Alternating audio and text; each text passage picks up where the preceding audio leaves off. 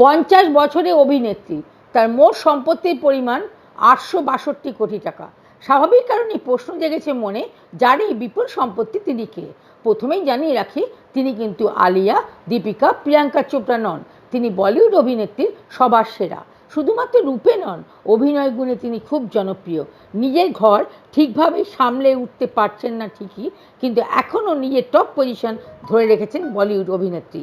জানেন তিনি কে? আসলে তিনি সকলকে অবাক করেছেন তার রূপ, গুণ ও সম্পত্তিতে। তিনি বচ্চন পরিবারের অংশ ছিলেন এক সময়। বলিউডের সবথেকে বড়লোক নায়িকা হলেন ঐশ্বর্য রায় বচ্চন।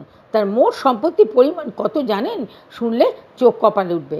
শ্বশুরবাড়ি নয়, নিজের সম্পত্তিতে তিনি সবার থেকে উপরে। বচ্চন পরিবারের 1 টাকাও নয়, নিজের আয়ে কিনেছেন একাধিক বাড়ি, গাড়ি। বিশ্বের অনেক জায়গায় রয়েছে তার বাড়ি।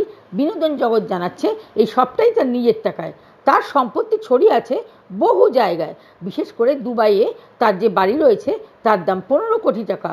জুমেইরা গলফ স্টেটের স্যাংচুয়ারি ফলসে তার বিলাসবহুল বাংলো, তাতে রয়েছে নিজস্ব জিম, সুইমিং পুল, স্ক্যাভোলিনি ডিজাইনের রান্নাঘর। মুম্বাইয়ের বান্ড্রা এলাকায় খুবই বিত্তশালী এলাকায় রয়েছে তার বাড়ি। 5,500 স্কোয়ার ফিটের বাড়িতে রয়েছে 5টি বেডরুম। 2015-এ তিনি এই বাড়িটি কিনেছিলেন, যার দাম আনুমানিক 50 কোটি টাকা। তালিকা এখানেই শেষ নয়, আরও বহু সম্পত্তি ছড়িয়ে বিশ্বের বিভিন্ন প্রান্তে। এবার আসা যাক তার পারিশ্রমিকের হিসাব।